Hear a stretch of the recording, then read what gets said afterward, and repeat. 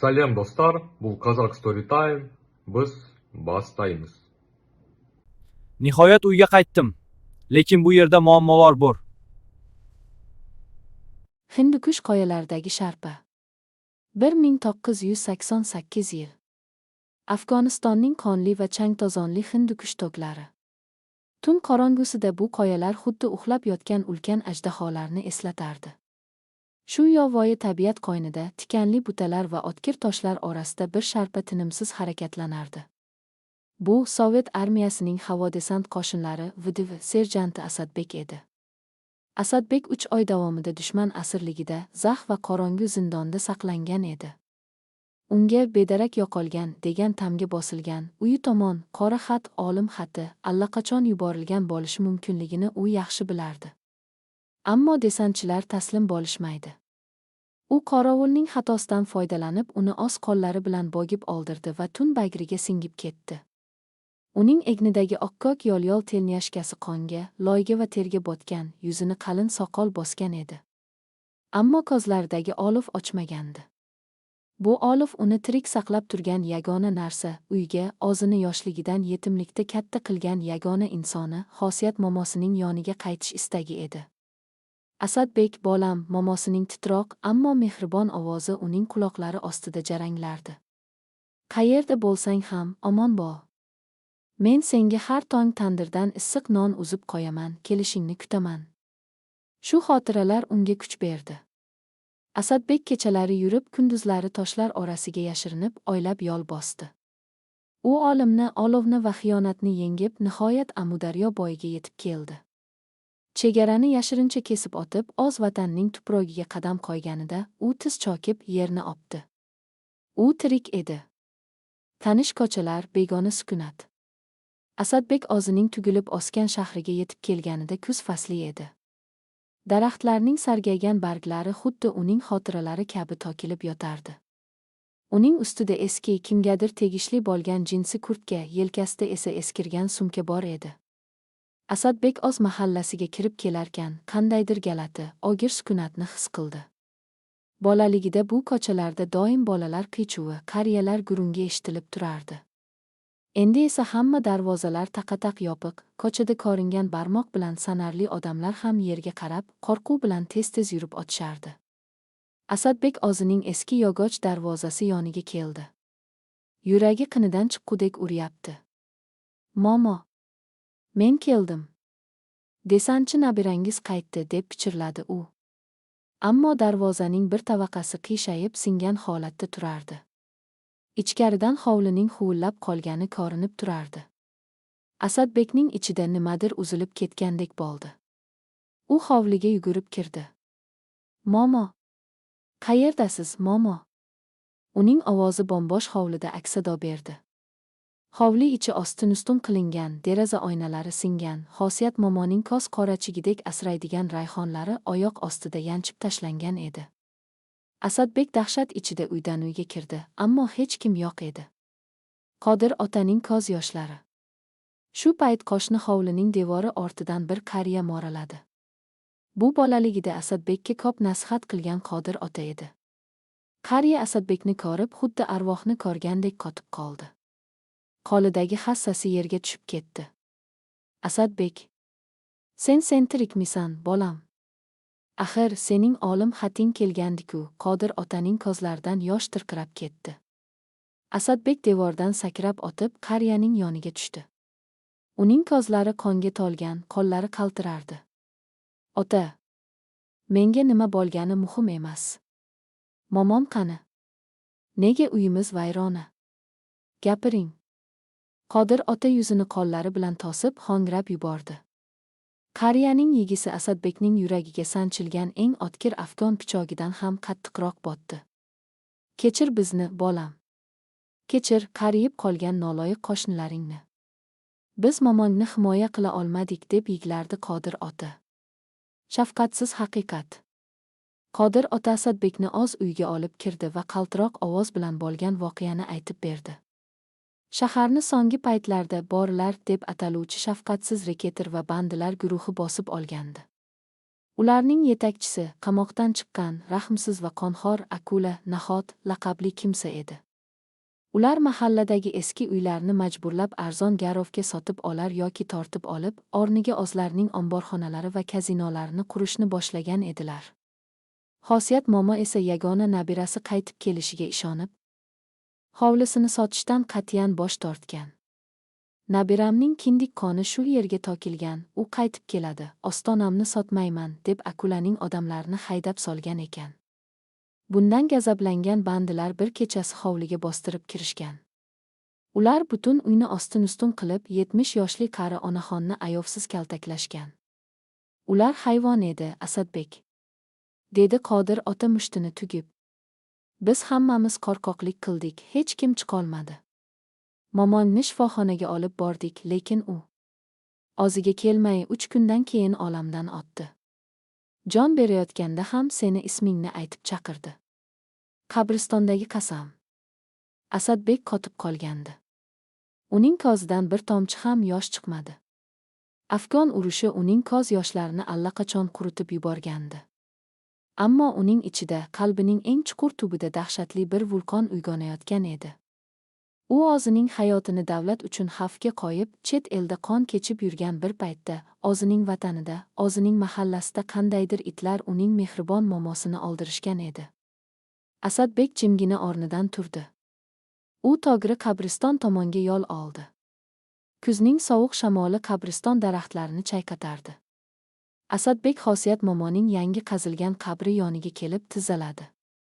U tuproqni siqib ushladi. Momo, men keldim.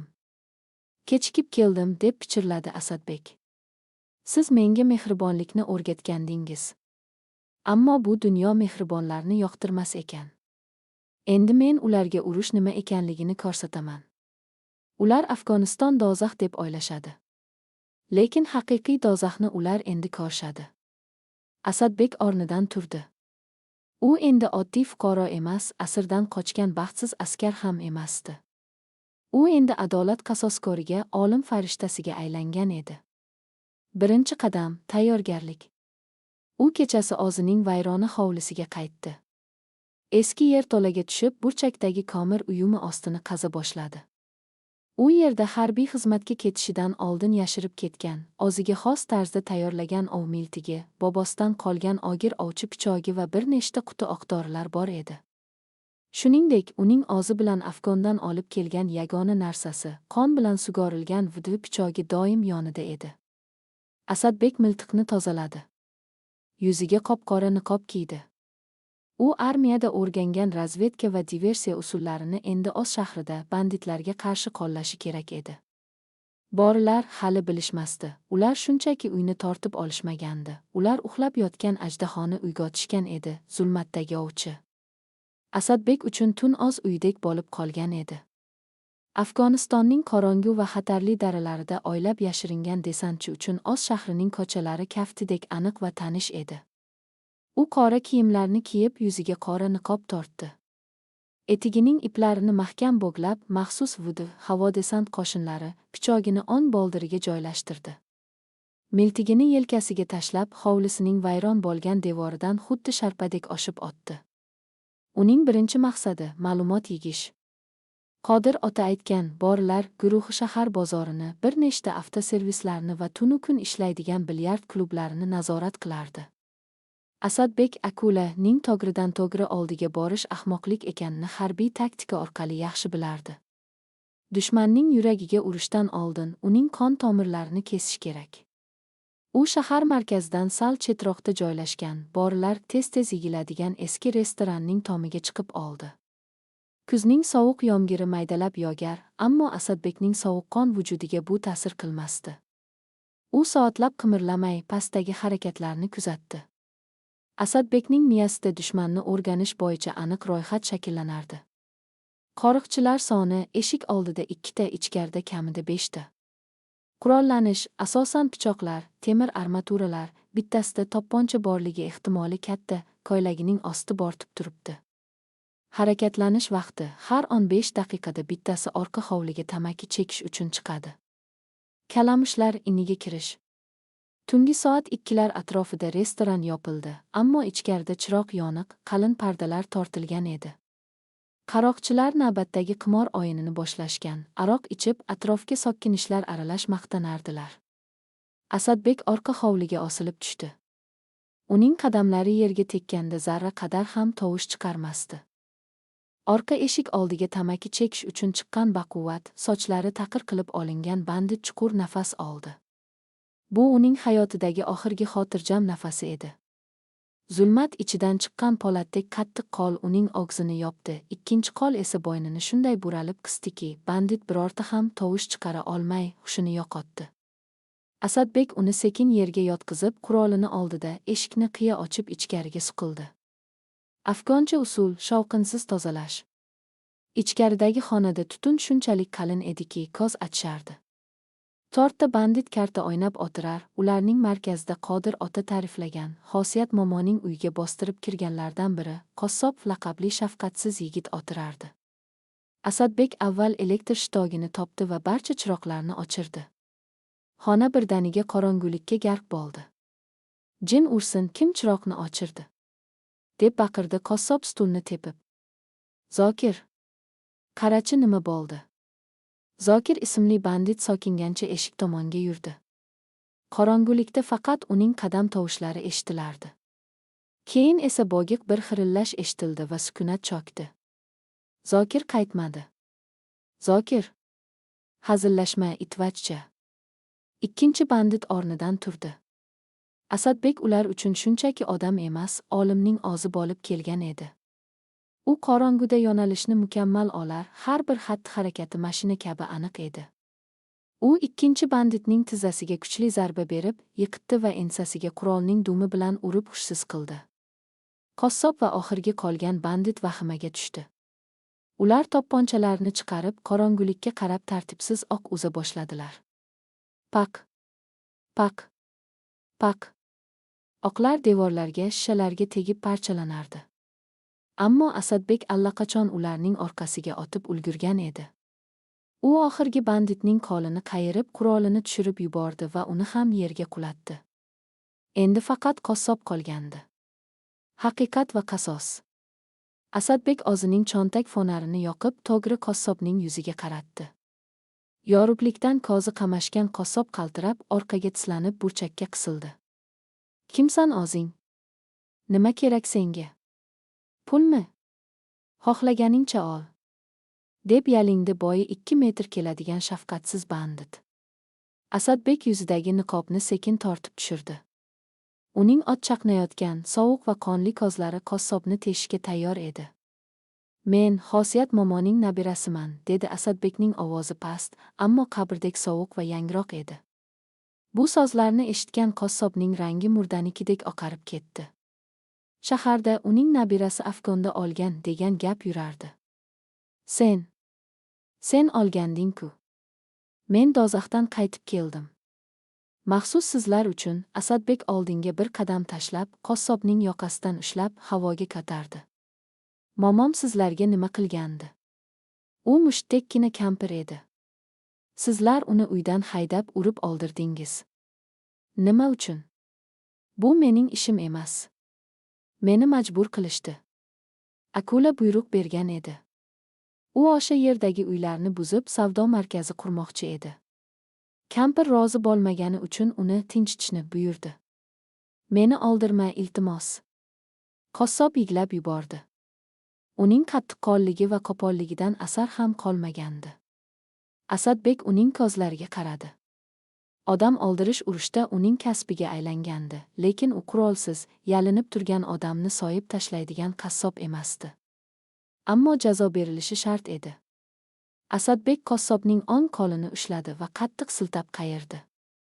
Suyakning dahshatli qarsillab singan ovozi va qassobning faryodi tun sukunatini yorib yubordi.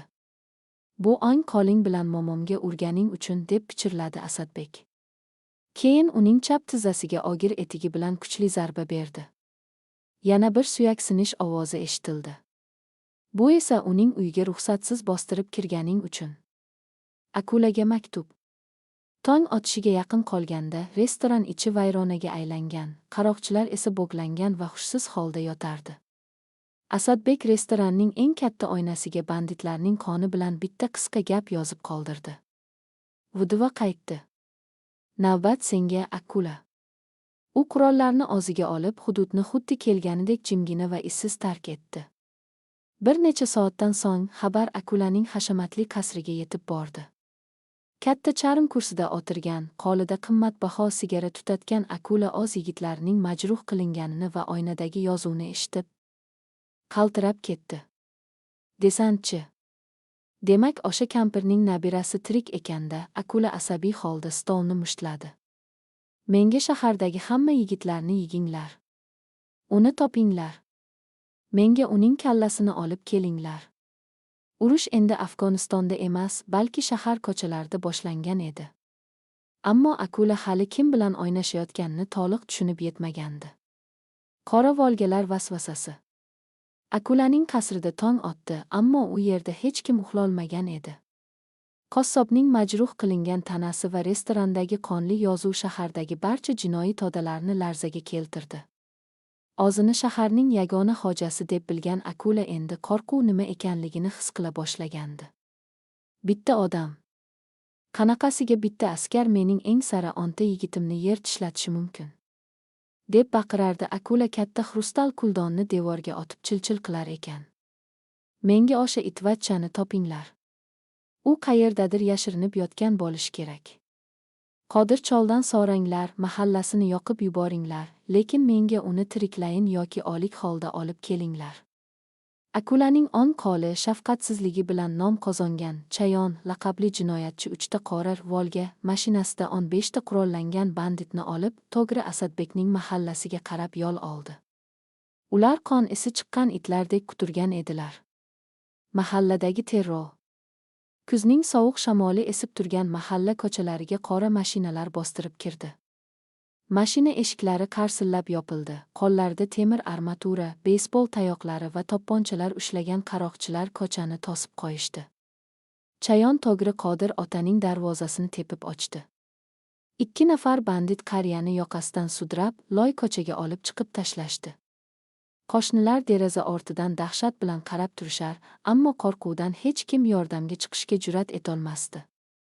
Chol, sen kecha u bilan gaplashgansan. Qayerga ketdi o'sha desantchi nabirang? Chayon Qodir otaning yuziga etigi bilan tirab turardi. Men hech narsani bilmayman. U ketib qoldi, deb xirilladi Qodir ota. Yolg'on gapiryapsan, qari kapeyka. Agar hozir aytmasang, uyingni bolang-chaqang bilan birga yoqib yuboraman. Chayon shunday deb yonidagi yigitiga ishora qildi. Yigit benzin to'la kanistrani olib, Qodir otaning darvozasiga sepa boshladi. Kolankadan kelgan olim. Asadbek shaharni tark etmagan, u o'z uyining vayronalari orasida, tomdagi yashirin teshikda poylab yotgan edi. Uning Afg'on urushida to'plangan sezgilari dushmanning har bir qadamini oldindan hisoblardi. U miltigining optik moslamasidan Chayonning harakatlarini kuzatib turardi. U qariyalarga qo'l ko'tarayotgan bu pastkashlarga ortiq chidab turolmasdi. Qars. Baland, quloqni kar qiluvchi oq ovozi yangradi. Benzin sepayotgan banditning qo'lidagi kanistra oq tegib yorilib ketdi va benzin uning og'zining ustiga to'kildi. Bandit dahshat ichida baqirib, o'zini yerga otdi. Barcha qaroqchilar sarosimaga tushib, qurollarini har tomonga oqtala boshlashdi.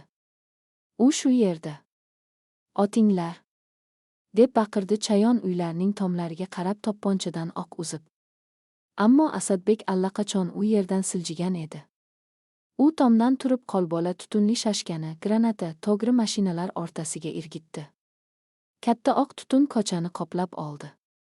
Banditlar bir-birini ko'rolmay, yo'talib tartibsizlikda qolishdi. Asadbek xuddi burgutdek tutun ichiga sakrab tushdi. Uning harakatlari shovqinsiz, zarbalari esa olimtik edi. Qalin tutun ichida faqatgina suyaklarning qarsillashi va banditlarning ingrashi eshitilardi. Vudiva askarlari uchun bunday yaqin jang eng sevimli va o'rganilgan taktika hisoblanardi. Bitta bandit tutun ichidan qochib chiqmoqchi bo'ldi, ammo Asadbek uning oyog'iga chalma berib yiqitdi va bo'ynidagi asab tuguniga zarba berib, joyida hushsiz qildi. Ikkinchisi orqadan pichoq bilan hamla qildi. Asadbek chaqqonlik bilan burilib, uning qo'lini qayirdi va o'zining pichogini banditning yelkasiga sanchdi. Atigi 3 daqiqa o'tdi. Tutun tarqalganda 15 ta banditning 13tasi yerda qonga belanib, har xil jarohatlar bilan yotar, faqatgina Chayon omon qolgandi. U qo'rquvdan qotib, to'pponchasini Asadbekka togirlab turardi. Yaqinlashma. Otib tashlayman. Chayonning ovozi qaltirardi. Asadbek qon va kuyik yuqqan yuzi bilan sekin, xotirjam qadamlar bilan unga yaqinlashdi. Oti. Qani ko'ramiz, sening qo'ling tezmi yoki mening pichogimmi? Dedi Asadbek. Chayon tepkini bosdi. Ammo oq uzilmadi. Asadbek boyagi aralashuvda uning quroli stvoliga loy tiqib qo'yishga ulgurgan edi. To'pponcha qisib qoldi. Chayon qurolni tashlab qochmoqchi bo'lganida Asadbek pichogining dastasi bilan uning chakkasiga kuchli zarba berdi. Asadbek yiqilgan Qodir otaning yoniga keldi, uni asta o'rnidan turgizdi. Ota, endi ular bu ko'chaga boshqa qadam bosishmaydi. Va'da beraman. Uyga kiring. Tashlandiq zavoddagi so'roq. Chayon ko'zini ochganda o'zini zax, qorong'u va sovuq tashlandiq beton zavodida stulga bog'langan holda ko'rdi. Uning qarshisida Asadbek pichogini egovlab o'tirardi. Pichoqning temirga ishalanish ovozi Chayonning asablarini egovlardi. Akulaning obshagi kassasi qayerda? U pullarni va qurollarni qayerda saqlaydi? So'radi Asadbek xotirjam ovoz bilan. U qichqirmasdi, do'q-popsa qilmasdi, ammo bu jimjitlik qichqiriqdan ham dahshatliroq edi. Meni oldirib yuborishadi. Men aytsam akula terimni tiriklayin shilib oladi, deb gudrandi Chayon qon tupurib. Asadbek o'rnidan turdi.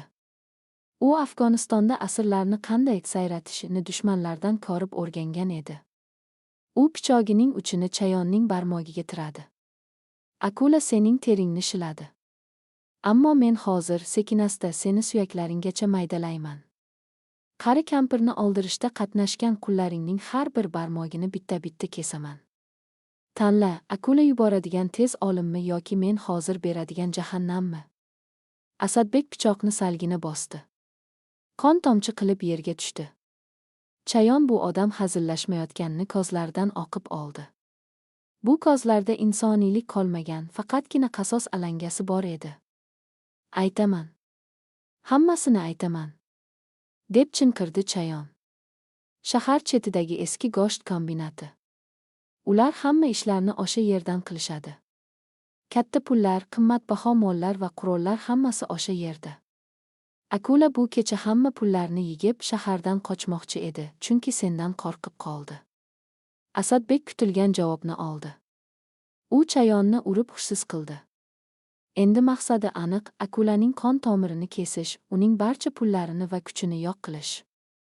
Puli yo'q banditni o'z to'dasi ham tani olmasligini Asadbek yaxshi bilardi. Olovli kecha, go'sht kombinati. Yarim tundan oqqanda eski go'sht kombinati hududi yorug' projektorlar va o'nlab qurollangan qo'riqchilar tomonidan qo'riqlanardi. Akula o'zining eng sara odamlarini o'z pullarini himoya qilish uchun yiggan edi. Ikkita katta yuk mashinasi pullar va noqonuniy yuklarni olib ketish uchun ombor eshigi oldida turardi. Asadbek kombinat tomiga qo'shni binoning daraxti orqali sakrab o'tdi.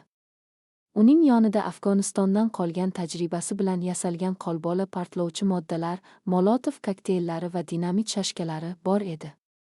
U dastlab projektorlarni nishonga olib o'q uzdi. Pak. Pak. Kombinat hovlisi qorong'ulikka cho'mdi.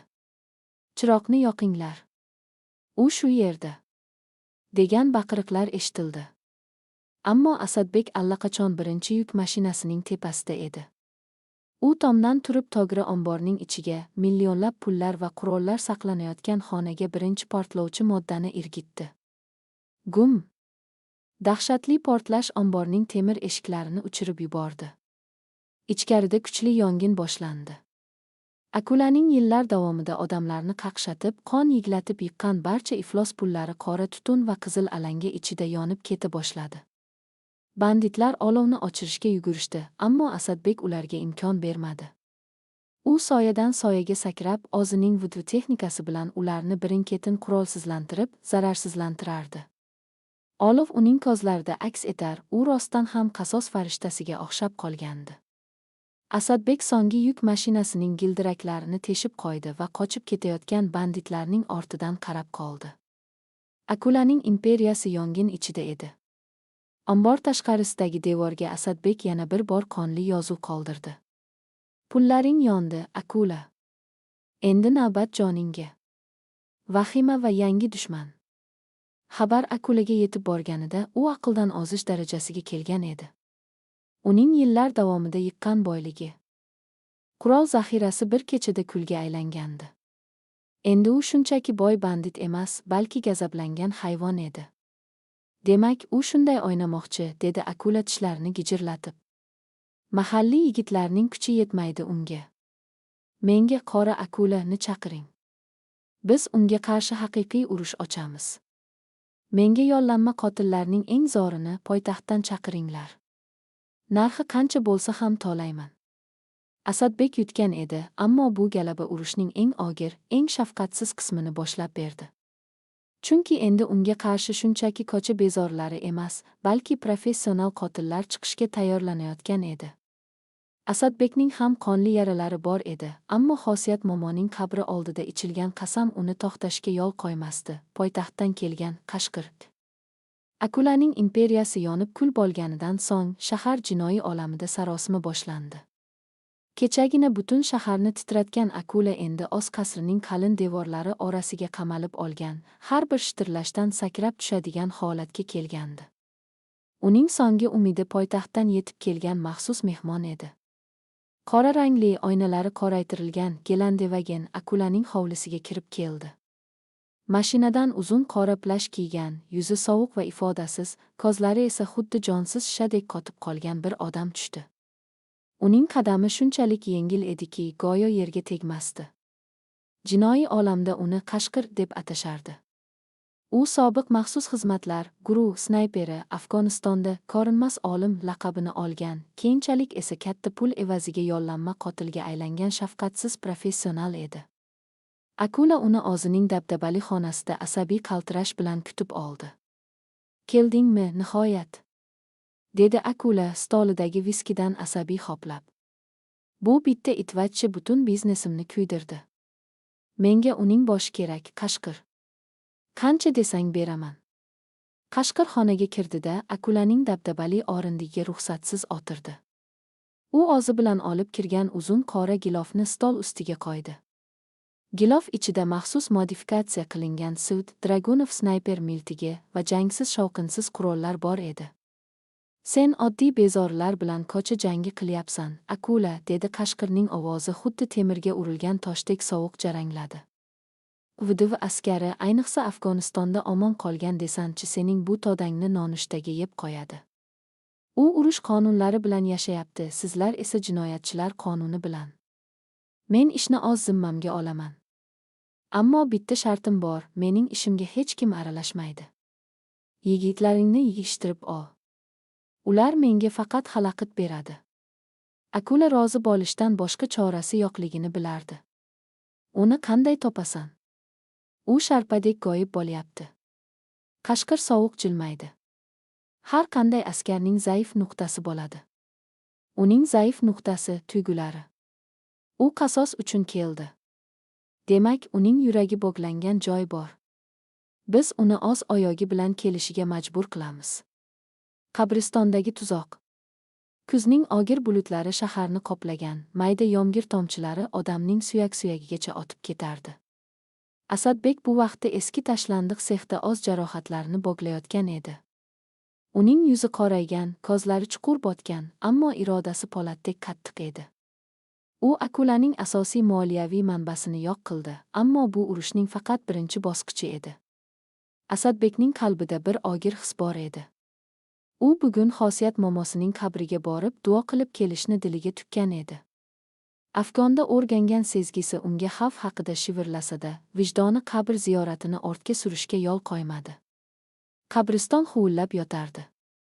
Quruq barglar shamolda shitirlab, qabr toshlari orasida aylanardi. Asadbek ehtiyotkorlik bilan har bir daraxt va butaning ortini kuzatib qabristonga kirdi. U momosining qabri tepasiga kelib tizzaladi. Momo, men ularning tomirini qirqyapman. Hali hammasi tugamadi, pichirladi u qabr tuprogini silab. Shu payt Asadbekning miyasida dahshatli bir instinkt ishlab ketdi. Yillar davomida dushman nishonida bo'lish hissi uning qon-qoniga singib ketgandi. Orqa tomondagi ensasida sovuq ter chiqdi. Nishondasan, degan ichki ovoz unga qichqirdi. Asadbek o'zini keskin o'ng tomonga otdi. Fij! Shovqinsiz snayper miltigidan uzilgan o'q u soniya oldin turgan joydagi havonini kesib otib, qabr toshiga urildi va toshni parchalab yubordi. Agar u bir soniya kechikkanda, o'q uning boshini teshib otgan bo'lardi. Snayper! Asadbek darhol qabr toshining ortiga yashirindi. U 100 metrcha uzoqlikdagi tepalikda, qabriston qorovulxonasining tomida yengil miltillagan optik nishonni payqadi. Oddiy qaroqchilar snayper ishlata olmasligini u yaxshi bilardi. Demak, akula o'yinga haqiqiy mutaxassisni qo'shgan. Ikki urush qatnashchisi, ikki yirtqich yuzma-yuz kelgan edi. Olim bilan raqs. Qashqir optik nishon orqali Asadbekning chaqqon harakatini kuzatib ajablandi. Yomon emas, desantchi. Instinktlaring zo'r ishlayapti, deb tongilladi Qashqir va ikkinchi o'qni uzdi. Oq Asadbek yashiringan toshning chetini uchirib ketdi. Tosh parchalari Asadbekning yuzini tirnadi. Asadbek o'rnidan qimirlay olmasdi. Qashqirning pozitsiyasi mukammal edi.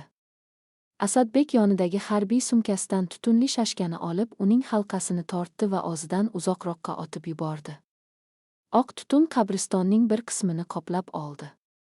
Qashqir bu oddiy chalgituvchi manyovr ekanligini tushunib, tutun ichiga emas, tutunning chekkasiga, Asadbek qochishi mumkin bo'lgan yo'nalishga qarab o'q uzdi. Oq Asadbekning chap yelkasini sidirib otdi. Asadbek og'riqdan tishlarini qirchiratdi, lekin to'xtamadi. U daraxtdan daraxtga, qabrdan qabrga sakrab, snayperning qorish burchagidan chiqib ketishga muvaffaq bo'ldi. U qabriston devoridan oshib o'tib, eski tashlandiq gisht zavodi tomonga qarab yugurdi. U Qashqirni uzoq masofali jangdan o'ziga qulay bo'lgan yaqin masofadagi jangga, o'zining hududiga tortmoqchi edi. Gisht zavodidagi to'qnashuv. Qashqir oljasining qochib ketganini ko'rib, miltigini yigishtirdi. U Asadbekning qayerga ketayotganini tushundi. Men bilan ko'kinmachoq o'ynamoqchimisan? Mayli, o'ynaymiz. Qashqir qora pichog'i va ovoz sondirgichli to'pponchasini olib, zavod tomonga yo'l oldi. Gisht zavodi yarim xaroba, labirintga o'xshash xonalar va changga to'la yo'laklardan iborat edi. Kuzgi shamol derazasiz binolar ichida xuddi arvohdek uvillardi. Asadbek bu yerga birinchi bo'lib yetib keldi. Jarohatlangan yelkasidan oqayotgan qonni ro'molchasi bilan qattiq bog'lab oldi. U dushman oddiy emasligini anglab yetgandi. U eshiklar va tor yo'laklarga o'zining maxsus rasteshka tuzoq granatalarini o'rnata boshladi. Uning har bir harakati o'lchangan va aniq edi. Zavodga kirib kelgan Qashqir ham oddiy emasdi. U qorong'u yo'lakda yerdagi ingichka simni ko'rib qoldi. Sim ustidan sekin hatlab o'tib, sovuq jilmaydi. Juda oddiy, desantchi. Afg'onda buni eskirgan usul deyishardi. Ammo Asadbek aynan dushmanning shu kibridan foydalanmoqchi edi. Qashqir simdan otishi bilanoq tepadan osilib turgan og'ir temir quvur to'g'ri uning ustiga qulab tushdi. Bu rasteshkaning haqiqiy qismi edi. Qashqir o'zini chetga otishga ulgurdi, ammo temir uning o'ng oyog'ini qirib otdi. U tizzalab qoldi. Aqlli taktik, deb gichirladi Qashqir og'riqdan. Shu soniyada tepadan, ikkinchi qavatning xaroba tomidan Asadbek qoplon kabi uning ustiga sakradi. Ikkala mutaxassis og'ir gumburlash bilan yerga qulashdi. Sobiq askarlar jangi. Zavod changiga burkangan ikkala jangchi o'rnidan sapchib turdi. Endi qurollar ish bermasdi, bu to'g'ridan to'g'ri qo'l jangi edi. VD va GRU tayyorgarligini ko'rgan ikki bori yuzma-yuz turardi. Qashqir pichog'ini xanjardek oldinga tutib, chaqmoqdek tezlikda hujumga otdi. Asadbek uning zarbasini o'zining VD pichog'i bilan qaytardi. Pichoqlar to'qnashganda uchqun chaqnadi. Sen yaxshi askar eding, dedi Qashqir, pichoq tortishuv vaqtida. Nega olib qo'ya qolmading o'sha Afg'onda? Endi esa shahar axlatlariga qarshi jang qilyapsan. Menga o'zimning axlatlarim yetadi. Sen esa pul uchun o'z vataningdagi odamlarni sotyapsan. Asadbek qattiq zarba bilan Qashqirning qo'lini chetga surib, oyog'i bilan uning ko'kragiga kuchli zarba berdi. Qashqir orqaga uchib ketdi, ammo qulab tushmadi. U yerdan bir siqim changni olib, to'g'ri Asadbekning ko'ziga sochdi va kor bo'lgan Asadbekning qovurgasiga kuchli tepdi. Asadbek nafasi tiqilib devorga urildi. Qashqir fursatdan foydalanib o'z to'pponchasini chiqardi. Ko'zi achishayotgan bo'lsa-da, Asadbekning reflekslari ishladi. U yerdagi gisht bo'lagini olib, to'g'ri Qashqirning to'pponcha ushlagan qo'liga otdi. Qurol yerga tushib ketdi. Ikkalasi yana pichoqbozlikka otishdi. Bu dahshatli va qonli raqs edi. Qashqir Asadbekning bilagini tilib yubordi. Asadbek esa Qashqirning yuziga tirsagi bilan shunday zarba berdiki, Qashqirning burni qarsillab sindi va qon otilib chiqdi. Ikkalasi ham holdan toygandi. Ular orasida masofa ochildi. Ikkalasining ham kiyimlari yirtilgan, qonga belangan edi. Asadbek nafasini rostlab dushmanga qotib qarardi. Qashqir ham og'riqdan yuzini burishtirib, pichogini tushirmadi. Sen o'ylaganimdan ham qaysar ekansan, Asadbek, dedi Qashqir qon tupurib. Bugun qura tushmadi. Lekin urush hali tugamadi. Biz yana uchrashamiz. Qashqir shunday dedi-da, zavodning qorong'u podvaliga qarab o'zini otdi va zulmat ichida ko'zdan g'oyib bo'ldi. Asadbek uning ortidan yugurmadi. Uning yelkasidagi va bilagidagi jarohatlar ko'p qon yo'qotishiga sabab bo'lgandi. U devorga suyanib, sekin yerga o'tirdi. Yangi reja. Bu qisqa, ammo shafqatsiz to'qnashuv Asadbekka bitta haqiqatni ko'rsatdi. U barcha banditlarni kuch bilan bitta-bitta yo'q qila olmaydi. Akula uni Qashqir kabi yollanma qotillar bilan o'rab olishda davom etaveradi. Dushmanni uning o'z uyida, o'zining eng himoyalangan qasrida, o'z anjomlari bilan yo'q qilish kerak. U shunday bir zarba berish kerakki, Akula ham, Qashqir ham, Bo'rilar imperiyasi ham bir kechada qulab tushsin. Asadbek o'z qonini to'xtatib o'rnidan turdi. Uning ko'zlarida endi faqat gazab emas, balki sovuq, hisoblangan va dahshatli reja uchqunlay boshlagandi. Desantchi ovchi rolidan voz kechib, endi butun boshli, qo'shin rolini o'ynashga tayyorlanardi. Yomg'ir kuchayib, tun zulmati shaharni o'z domiga tortayotgan bir paytda, Asadbek zavod xarobalari orasidan chiqib, ko'lankaga aylanib g'oyib bo'ldi. Eski do'st va og'ir tayyorgarlik. Asadbek gisht zavodidagi qonli to'qnashuvdan so'ng shaharning eng chekka qismidagi tashlandiq vagonlar parkiga yetib keldi. Bu yerda uning Afg'onistonda birga xizmat qilgan, jangda bir oyog'idan ajrab qaytgan eski do'sti Rustam yashardi. Rustam temiryo'l qorovuli bo'lib ishlardi, ammo uning vagoni ostida haqiqiy harbiy ombor yashiringanini faqat sanoqli odamlar bilardi. Asadbek qonga belangan holda Rustamning vagoniga kirdi. Do'sti uni ko'rib hayratdan qotib qoldi. Asadbek, tirikmisan, birodar? Rustam oqsoqlanib kelib uni quchoqladi. Ammo Asadbekning og'riqdan yuzi burishganini ko'rib, darhol uni karavotga yotqizdi. Men qaytdim, Rustam. Lekin bu yerda urush Afg'ondan ham battar ekan, dedi Asadbek xirillab. Uning bilagidan va yelkasidan qon oqardi. Rustam bir soat davomida uning yaralarini tikdi, spirt bilan tozaladi. Asadbek bitta ham ovoz chiqarmadi. Qattiq og'riq uning tanasini emas, balki qalbini yondirayotgan gazab oldida hech narsa emasdi. Men eshitdim, dedi Rustam yarasini bo'glab bo'lgach, og'ir xo'rsinib. Momongni, Akulaning itlari oldirganini eshitdim. Butun shahar sen haqingda gapiryapti. Akula asabdan quturib yotibdi. U seni yo'q qilish uchun Qashqirni yollabdi. Qashqir bilan allaqachon uchrashdim. Asadbek qonli telnyashkasini yechib, toza qora sviter kiydi. U professional. Lekin men bugun bu o'yinga nuqta qo'yaman. Menga qurol kerak, Rustam. Oddiy pistolet emas. Qasrni o'z egasining boshiga qulatadigan narsalar kerak. Rustam jimgina o'rnidan turdi.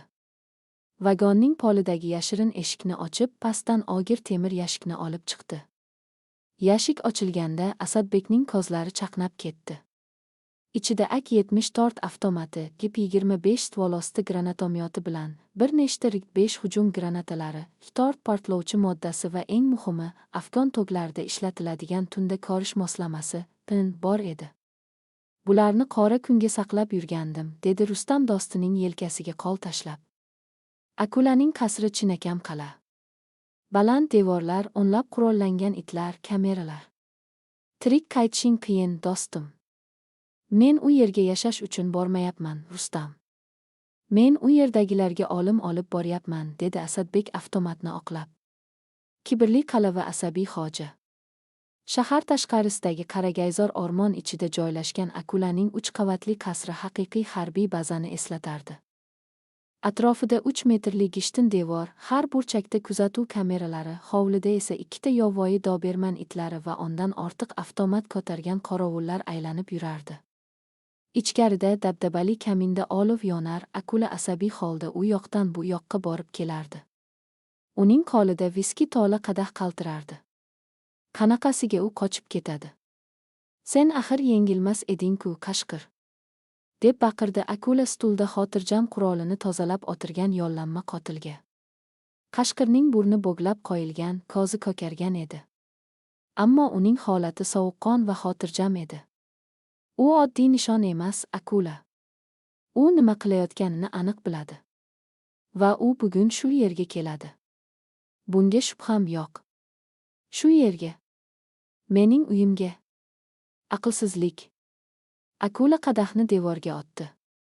Menda 20 ta eng zo'r yigitlar bor. Ular uni ostonada elak qilib tashlaydi. U sening ostonangdan taqillatib kirmaydi. Qashqir o'rnidan turdi va miltigini oldi. Men 2-chi qavatdagi balkonga joylashaman. Yigitlaringga ayt, ko'zlarini ochib turishsin. U sharpaga aylanib keladi. Va eslab qol, u bilan faqat men shug'ullanaman. Qashqir zinadan yuqoriga ko'tarildi. U Asadbekning taktikasi qanday bo'lishini sezib turardi. Bugun bu qasr kimgadir qabr bo'lishi aniq edi. Sukunat va zulmatning cho'kishi. Tungi soat 2lar atrofida kuchli shamol turdi. Yomg'ir tomchilari qasr derazalariga shiddat bilan urilardi. Tabiat ham xuddi bo'lajak qonli fojiaga hozirlik ko'rayotgandek edi. Qasrning tashqarisida, baland qaragay daraxtining ustida qop-qora kiyingan, yuziga bo'yoq surtib olgan Asadbek kuzatib turardi. U tunda ko'rish moslamasini tushirdi. Atrof yashil rangga kirdi. Kuzatuv kameralari, miltiq tutgan qorovullarning harakati va hovlidagi itlar, hammasi uning kaftidagidek ko'rinib turardi. Birinchi qadam, ko'zlarni ko'r qilish, deb o'yladi Asadbek. U daraxtdan sekin pastga sirpanib tushdi va qasrning tashqi devori bo'ylab harakatlandi. Elektr transformator qutisi devorning orqa qismida joylashgan edi. Asadbek tort portlovchi moddasidan kichik bo'lak kesib qutiga yopishtirdi va detonatorni ulab qo'ydi. Keyin devorning ustiga chiqib hovlidagi 2 ta doberman itini nishonga oldi. U itlarni oldirishni yomon ko'rardi, itlar ham qandaydir ma'noda jangchi edi. U cho'ntagidan 2 ta dori aralashtirilgan go'sht bo'lagini oldi va hovlining qorong'u burchagiga otdi. Itlar hidni olib yugurib ketishdi. Bir necha daqiqadan so'ng ularning xirillagan va uxlab qolgan ovozlari eshitildi. Endi navbat chiroqlarga. Asadbek pult tugmasini bosdi. Pak. Kichik ammo aniq hisoblangan portlash transformatorni yo'q qildi. Butun qasr va uning atrofi bir soniyada mutlaq qorong'ulikka garq bo'ldi. Kameralar ochdi, yoritgichlar so'ndi. Nima bo'lyapti? Kim chiroqni o'chirdi? Deb baqirdi hovlidagi qorovullardan biri vahimaga tushib. Zaxira generatorni yoqinglar. Tez. Narigi tomondan boshqa ovoz keldi. Generator ishga tushib, xira sariq chiroqlar yonguncha otgan 30 soniya Asadbek uchun yetarli edi. U devordan hovliga xuddi mushukdek sakrab tushdi. Olim farishtasining qadamlari. Hovlida vahima boshlandi. Banditlar pistolet va avtomatlarini qorong'ulikka oqtalib, u yoqdan bu yoqqa yugurishardi.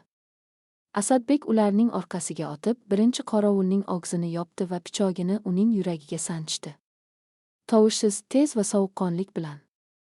Ikkinchi qorovul orqasiga o'girilganda, faqatgina havoda uchib kelayotgan pichoqning sopi uning peshonasiga qattiq urilganini his qildi va hushidan ketdi. U hovlida. Ot. Otinglar hamma tomonga. Deb chinqirdi uchinchi bandit va avtomatidan tartibsiz ot ocha boshladi. Oqlar devorlarga, daraxtlarga tegardi. Asadbek o'zining AK-74 avtomatini ko'tarib, ikkita qisqa, aniq navbat bilan ocheret ot ochdi. Olov chaqnashlari qorong'ulikni yoritdi va ikkita bandit qulab tushdi. Asadbek darhol joyini o'zgartirdi. U hech qachon bir joyda 3 soniyadan ortiq turmasdi. Bu ochiq jangning oltin qoidasi edi. Qashqir ikkinchi qavat oynasidan turib, hovlidagi tartibsizlikni kuzatardi. U o'zining tungi optikasidan Asadbekning tezkor harakatlarini izlashga urinar, ammo Asadbek qorong'u burchaklar va ustunlar ortida ota mohirlik bilan yashirinardi. U qasrga kirmoqchi. Eshiklar orqali emas, deb o'yladi Qashqir va miltigini qasrning yonbosh devoridagi katta xrustal derazaga qaratdi. Qafasdagi yirtqichlar. Asadbek qasrning asosiy eshigiga bormadi. U bilardi, u yerda tuzoq bor. U granatomyotini GIP-25 o'qladi va birinchi qavatning qalin oyna pallasiga qarab otdi. Gum! Xrustal oyna romi va ichkaridagi ikkita bandit bilan birga portlab, parcha-parcha bo'lib ketdi. Qasr ichiga quyuq tutun va chang yopirildi. Asadbek oyna tirqishidan ichkariga sakrab kirdi va darhol yerga dumalab tushdi, chunki u kirgan zahoti yomgirdek o'qlar uning ustidan otib ketdi. U qasrning hashamatli mehmonxonasida edi. Kaminning xira yorug'ligi ostida 5 ta qurollangan bandit uni poylab turardi. Asadbek belidan ota kuchli yorug'lik va shovqin tarqatuvchi granatani, Svetoshumovaya granata, uzib oldi va xonaning markaziga otdi. U ko'zlarini qattiq yumib, qulog'ini berkitdi. Bam! Dahshatli yorug'lik chaqnadi va kar qiluvchi ovoz xonani titratdi. Banditlar ko'zlari qamashib, quloqlari chinillab yerga yiqilishdi, qurollarni qo'llaridan tushirib yuborishdi. Asadbek o'rnidan sapchib turdi. U otishmaga vaqt sarflamadi. U pichog'i va avtomatning dumi bilan qo'pol bo'lsa-da, aniq zarbalar berib, ularning barchasini zararsizlantirdi. U urush mashinasiga aylangan edi. Uning ko'z o'ngida xosiyat momosining qonga belangan yuzi turar, bu unga cheksiz va dahshatli kuch berardi. Birinchi qavat tozalandi, deb pichirladi o'ziga o'zi Asadbek va avtomatiga yangi o'qdon joyladi. Ikkita yirtqich, bitta qafas. U zinalar tomon yurdi. Yuqorida ikkinchi qavatda faqat qabriston kabi jimjitlik hukmron edi. U yerda uni Qashqir kutayotganini u butun vujudi bilan his qilib turardi. Akula esa 3-qavatdagi po'lat eshikli maxfiya xonasiga qamalib olgan, kameralar ishlamayotgani uchun dahshatdan qaltirab, nima bo'layotganini tushunolmay o'tirardi. O'z uyida, o'z imperiyasida qurbonga aylanganini endi u to'liq anglab yetgandi. Asadbek zinapoyadan sekin devorga yopishgan holda ko'tarila boshladi. Uning har bir qadami ehtiyotkor, nafas olishi eshitilmas edi. Yuqoriga ko'tarilganida u uzun qorong'u koridorni ko'rdi. Koridorning narigi chetida kimdir turardi. Bu Qashqir edi. U miltigini tashlab, qo'lida o'sha qora pichog'ini ushlab turardi. Men senga aytdim-ku, biz yana uchrashamiz deb desanchi, Qashqirning sovuq ovozi koridorda aks-sado berdi. U o'zining dushmanini hurmat qila boshlagandi, chunki butun qasr himoyasini 10 daqiqada yakson qilgan odam shunchaki nishon emas, haqiqiy teng raqib edi. Sening urushing shu yerda tugaydi, yollanma qotil. Sen mening yo'limda to'siqsan, xolos, dedi Asadbek avtomatini yelkasidan tushirib yerga qo'ydi va pichog'ini sugurdi. Bu sharaf masalasi edi. Ikkita maxsus tayyorgarlik ko'rgan askar endi faqat po'lat va musht yordamida munosabatlarni hal qilishi kerak edi. Yomg'ir derazalarga urilayotgan, pastki qavatda yong'in tutuni ko'tarilayotgan bir paytda ikki bori bir-biriga qarab tashlandi. Qorong'u yo'lakdagi raqs. Qasrning ikkinchi qavatidagi uzun, xira yoritilgan yo'lakda faqatgina ikkita narsa eshitilardi: yomg'irning derazaga urilishi va pichoqlarning dahshatli tarzda bir-biriga to'qnashishi. Qashqir xuddi nomiga xos tarzda hujum qilardi, yirtqichlarcha, ayovsiz va har bir zarbasida olim yashiringan holda. Uning qora pichog'i Asadbekning yuziga qarab kesdi, desanchi orqaga tislanib qoldi. Pichoq uning yuzini yengil tirnab o'tdi. Asadbek javob zarbasini berdi. Qashqir esa og'zini pastga olib, Asadbekning jarohatlangan oyog'iga tepdi. Sening harakatlaring sekinlashyapti, desantchi, dedi Qashqir sovuqqonlik bilan. Qon yo'qotyapsan. Urush senga rahm qilmaydi. Men rahm so'ramayapman. Asadbek oldinga tashlandi. Bu shunchaki jismoniy kuchlar to'qnashuvi emas, balki ikki xil irodaning jangi edi. Qashqir pul uchun jang qilardi, uning qalbida boshliq edi. Asadbekning qalbida esa butun bir insoniyatning orzusi, adolat va xosiyat momosining o'chmas xotirasi yonardi. Qashqir yana bir bor keskin hujum qilib, pichogini Asadbekning yuragiga sanchishga urindi. Ammo Asadbek afg'on tog'larida yuzlab marta mashq qilgan vd-blokerni ishga soldi. U dushmanning pichoq tutgan qo'lini bilagidan qattiq ushlab,